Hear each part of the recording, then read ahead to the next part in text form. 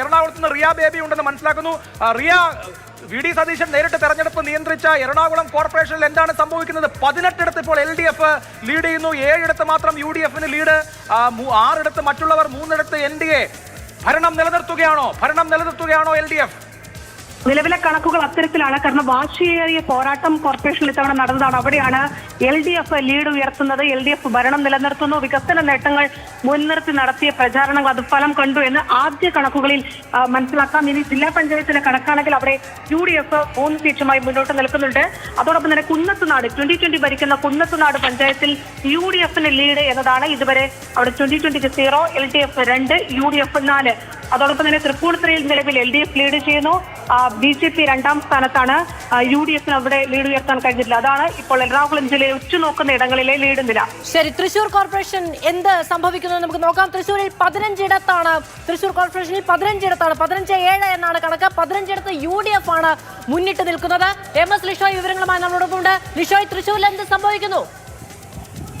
തൃശൂർ കോർപ്പറേഷനിൽ 2 സീറ്റിൽ ഇപ്പോൾ ഫലം പ്രഖ്യാപിച്ചു കഴിഞ്ഞു. അതായത് വോട്ടെണ്ണൽ അവസാനിച്ചു. അതിൽ 2 NDA ആണ് വിജയിച്ചിരിക്കുന്നത്. 1ാം ഡിവിഷനായ പൂങ്കുന്നത്ത് രഘുനാഥ് സി മേനോനും അതുപോലെ തന്നെ തേക്കിൻകാട് ഡിവിഷനിൽ NDA സ്ഥാനാർത്ഥിയായ പൂർണിമ സുരേഷുമാണ് വിജയിച്ചിരിക്കുന്നത്. പക്ഷേ കോർപ്പറേഷൻ മൊത്തം കാര്യങ്ങൾ നോക്കുകയാണെങ്കിൽ ഏറ്റവും കൂടുതൽ സീറ്റുകളിൽ ലീഡ് ചെയ്യുന്നത് UDF ആണ്. 25 ഇടത്ത് ക്ഷമിക്കണം, ഈ 15 ഇടത്ത് UDF ആണ് ലീഡ് ചെയ്യുന്നത്. മറ്റിടങ്ങളിലാണ് LDF ഇപ്പോൾ ലീഡ് ചെയ്യുന്നത്.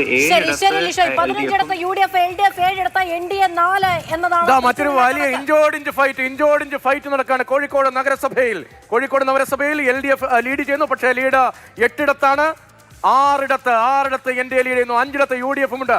3 മുന്നണികളും ഇഞ്ചോടിഞ്ച് ഫൈറ്റ് ആണ് കോഴിക്കോട്. LDF 8 നഗരസഭാ ഡിവിഷനിൽ ലീഡ് ചെയ്യുമ്പോൾ 9 വരുന്നു. ഇപ്പോൾ NDA 6 ഇടത്ത് ലീഡ് ചെയ്യുന്നു. 3ാം സ്ഥാനത്താണ് UDF, പക്ഷേ 5 സീറ്റുകളിൽ ലീഡ് ചെയ്യുന്നു. ഇഞ്ചോടിഞ്ച് ഫൈറ്റ് ആണ് ഇപ്പോൾ കോഴിക്കോട് നഗരസഭയിൽ കാണുന്നത്. അതുകൂടി ഒന്ന് പറഞ്ഞു പോകാമല്ലേ? 9 ഇടത്ത് LDF, 6 ഇടത്ത് UDF, 6 ഇടത്ത് NDA. കോഴിക്കോട് കോർപ്പറേഷനിൽ അപ്രതീക്ഷിതമായ ഫലങ്ങൾ വരുമോ? 9 ഇടത്ത് പറയഞ്ചേരിയിൽ LDF ലീഡ് ചെയ്യുന്നു, പുതിയറയിൽ NDA ലീഡ് ചെയ്യുന്നു, കുതിരപട്ടത്ത് NDA ലീഡ് ചെയ്യുന്നു, പൊറ്റമ്മലിൽ NDA ലീഡ് ചെയ്യുന്നു, കൊമ്മേരിയിൽ മറ്റുള്ളവർ ലീഡ് ചെയ്യുന്നു, കുറ്റിയിൽ താഴത്ത് LDF ലീഡ് ചെയ്യുന്നു, മേത്തോട്ട് താഴത്ത് LDF ലീഡ് ചെയ്യുന്നു, പോക്കുന്ന് ആ പ്രദേശത്ത് LDF ലീഡ് ചെയ്യുന്നു, കിനാശ്ശേരിയിൽ UDF ലീഡ് ചെയ്യുന്നു, നടുവട്ടത്ത് LDF, നടുവട്ടം ഈസ്റ്റിൽ LDF, അരക്കിണറിൽ UDF, മാത്തോട്ടത്ത് LDF, പയ്യനാക്കലിൽ UDF, നദീനഗറിൽ LDF, ചക്കുംകടവിൽ LDF, മുഖദാറിൽ UDF, കുറ്റിച്ചിറയിൽ UDF, ചാലപ്പുറത്ത് NDA, പാളയത്ത് UDF, Mavoor റോഡിൽ NDA, മൂന്നാലിങ്കലിൽ NDA. ഇതാണ് കോഴിക്കോട് നഗരസഭയിലെ ഇപ്പോഴത്തെ ചിത്രം. ഇഞ്ചോടിഞ്ച് ഫൈറ്റ്. 9 LDF, NDA 6 ഇടത്തായി ഇപ്പോൾ UDF ലീഡ് വർദ്ധിപ്പിക്കുന്നു. കോഴിക്കോട് നഗരസഭയിൽ കോഴിക്കോട് കോർപ്പറേഷൻ LDF ആണ് ലീഡ് ചെയ്യുന്നതെങ്കിലും 3 സീറ്റിന്റെ വ്യത്യാസമേ ഉള്ളൂ. 6 ഇടത്ത് വീതം NDAയും UDFും ലീഡ് ചെയ്യുന്നു. കോഴിക്കോട് നഗരസഭ നഗരമേഖലകളിൽ അടക്കം എന്താണ് സംഭവിക്കുന്നത്? കേരള രാഷ്ട്രീയത്തിൽ വരുന്ന മാറ്റത്തിന്റെ ചില സൂചനകൾക്കാണ്. കണ്ണൂർ മുനിസിപ്പാലിറ്റിയിൽ കണ്ണൂർ കോർപ്പറേഷനിൽ ഇപ്പോൾ LDF ആണ് ലീഡ് ചെയ്യുന്നത്. 2 ഇടത്ത് LDF, 1 ഇടത്ത് UDF എന്നുള്ളതാണ്. കണ്ണൂരിൽ തലശ്ശേരി നഗരസഭയിൽ SDPI ആദ്യമായി ഒരു സീറ്റ് വിജയിച്ചിരിക്കുന്നു. കണ്ണൂരിൽ പ്രതീക്ഷിത ഗ്രാമപഞ്ചായത്ത് വാർഡുകളിൽ LDFന് വലിയ മേൽക്കൈ ഉണ്ട്.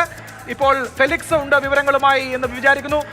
ഫെലിക്സ്, കണ്ണൂർ നഗരസഭയിൽ ഇഞ്ചോടിഞ്ച് പോരാട്ടത്തിന്റെ സൂചനകൾ വരുന്നു. അതേസമയം തലശ്ശേരി അടക്കമുള്ള മുനിസിപ്പാലിറ്റികളിൽ നിലവിലുള്ള സാഹചര്യത്തിൽ നിന്നുള്ള മാറ്റമുണ്ടോ? എന്ത് സംഭവിക്കുന്നു അവിടങ്ങളിലൊക്കെ? അഭിലാഷ്, UDFന്റെ ഏക കോർപ്പറേഷനായ കണ്ണൂർ കോർപ്പറേഷനിൽ തെരഞ്ഞെടുപ്പ് വോട്ടെണ്ണലിന്റെ ആദ്യ ഫല സൂചനകൾ വരുമ്പോൾ LDF ലീഡ് ചെയ്യുന്നു എന്നതാണ്.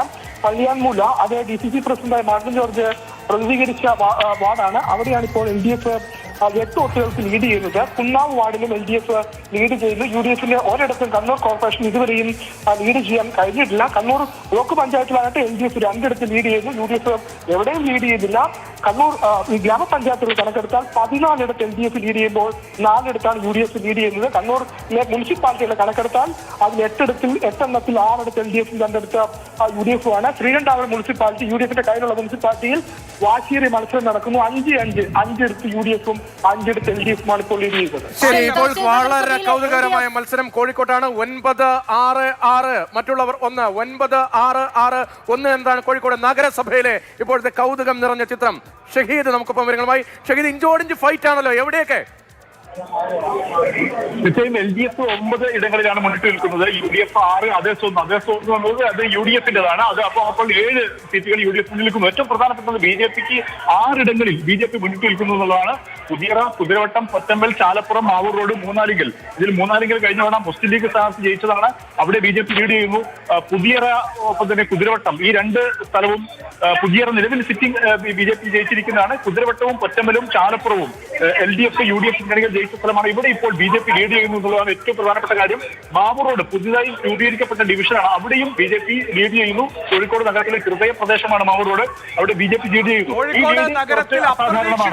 കോഴിക്കോട് നഗരമേഖലയിൽ അപ്രതീക്ഷിതമായി BJP-യുടെ ഒരു മുന്നേറ്റം കാണുന്നു. പുതിയറ, മാവൂർ റോഡ് മേഖലകളിലടക്കം, അതായത് നഗരഹൃദയത്തിൽ BJP-ക്ക് മുന്നേറ്റം ഉണ്ടാക്കാൻ കഴിയുന്നു കോഴിക്കോട്. അതൊരു പുതിയ രാഷ്ട്രീയ സാഹചര്യത്തിന്റെ ഉരുത്തിരിയലാണോ?